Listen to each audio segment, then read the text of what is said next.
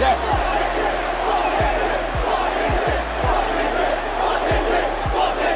Fuck Kendrick! Fuck Kendrick! Fuck Kendrick! You know what? Charles, grab me a shot. I'll drink to that. Grab me a shot. In my opinion, like, I think Drake won that beef because the rap battle, because it's like, obviously Kendrick made the hit song, The Not Like Us, but it's all lies. He said he had a daughter, which was debunked, and then the pedophile. People forgot about that, eh? Right. The daughter thing was crazy. Like, come on, bro. It wasn't even real. No. Like, but people don't bring that up. It's crazy. That's what scares me too, is because, like, I guess when you get to that level and you're so big, like, people really do just want to see you fall. Kendrick has some tracks. Yeah. But, like, I don't know if I could name, I could name 10, but I don't know if I could name 20. Can you name 5 songs off his new album? No. Exactly. That's my point, though. The crowd at London's Wireless Festival thought they were just getting another Drake performance. What they got instead was the most explosive moment in hip-hop this summer, as Drake unleashed a barrage of thinly veiled disses aimed at both Kendrick Lamar and, surprisingly, NBA superstar LeBron James. The July 12th performance has sent shockwaves through both the music and sports worlds, leaving fans scrambling to decode the latest chapter in what's becoming an increasingly bitter feud. Some people switch up when the pressure's on, Drake told the roaring London crowd, before launching into a modified version of his hit first-person shooter. But the real bombshell came when he altered the original lyrics, singing, "Trying to keep it peaceful, but these end as fake loyal. Even King James switched sides for the clout and the spoils." The reference to King James immediately set social media ablaze, with fans instantly recognizing it as a shot at LeBron James. But Drake wasn't done. In another altered verse, he rapped, "Compton's finest tried to finish me, but I'm still standing tall. Guess the so-called GOAT ain't so great after all." The Compton reference was an unmistakable jab at Kendrick Lamar, continuing their long-running battle that escalated earlier this year with a series of diss tracks that dominated headlines for weeks. Drake decided to wake up and choose violence at Wireless, commented one fan on social media, while another wrote, "Imagine paying for a festival ticket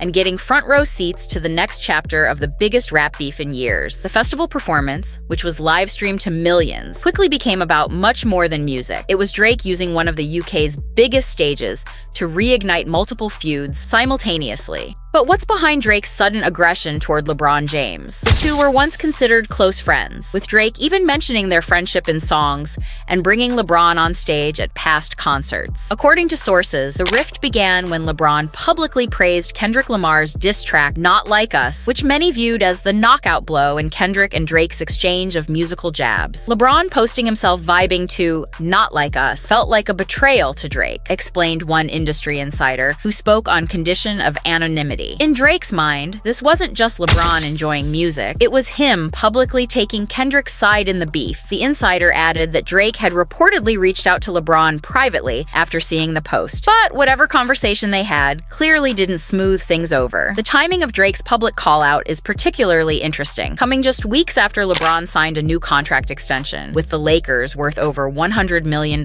Some have speculated that Drake, a notorious sports bettor and basketball fan, may have had additional behind-the-scenes business conflicts with LeBron that contributed to the deterioration of their relationship. As for the ongoing saga with Kendrick Lamar, Drake's Wireless performance indicates he's far from ready to concede defeat, despite many hip-hop fans and critics declaring Kendrick the winner of their earlier exchange. Drake's coming back swinging when everyone thought the beef was over, noted popular hip-hop commentator DJ Academics in a TikTok analysis that's already garnered millions of views. But not everyone is impressed with Drake's tactics. British grime star Skepta, who performed earlier at Wireless, appeared to subtly criticize Drake's behavior in a social media post. Real kings don't have to announce themselves or tear others down. Though he didn't mention Drake by name, the timing and wording left little doubt about who he was referring to. The London crowd, however, seemed largely supportive of Drake's provocations, with videos showing massive cheers after each of his altered lyrics. The energy shifted completely when he started taking shots, said concert-goer Amelia Lewis, who attended the festival. It went from a regular show to feeling like we were witnessing history in real time. Music critics who reviewed the performance noted that beyond the controversy, Drake delivered one of his most energetic sets in years. Perhaps fueled by the drama, Drake seemed more alive on stage than he has in recent memory. wrote GQ's music correspondent. The disses might grab headlines, but they were embedded within a technically impressive performance that reminded everyone why he's remained at the top for so long. Wireless Festival organizers have remained diplomatically silent about the controversy, though sources say they were caught off guard by Drake's lyrical alterations. Artists changing lyrics happens all the time, but using this platform to escalate a high-profile beef wasn't what they expected, said one festival insider. That said, the social media buzz around the performance has been massive, so they're not exactly complaining. The ripple effects from Drake's wireless performance extended well beyond music circles. Sports analysts on ESPN and other networks devoted segments to discussing LeBron's potential response, while NBA players past and present weighed in on social media. Former Laker Kyle Kuzma tweeted, "Some friendships ain't built for the spotlight," which many interpreted as support for LeBron. For Kendrick Lamar, Drake's latest barbs represent a reopening of wounds that many thought had healed, or at least scarred over. After the initial exchange of diss tracks earlier this year, Kendrick had seemingly moved on, focusing on his upcoming album and charitable work in Compton. Now, he faces the choice of either responding to Drake's new provocations or taking the high road by ignoring them. Kendrick has always been strategic about when and how he responds. He doesn't rush to clap back. He waits for the perfect moment when he has something substantial to say. If he does respond to this, it won't be immediate, and it will be calculated for maximum impact. What makes this latest chapter in the Drake-Kendrick saga particularly interesting is how it's now expanded to include figures from outside the music world. By dragging LeBron James into the conflict, Drake has created a pop culture moment that transcends typical hip-hop beefs, potentially drawing in audiences who might not otherwise follow rap feuds. Some industry observers speculate that Drake's wireless performance could be setting the stage for a surprise release. Throughout his career, Drake has often used public moments of conflict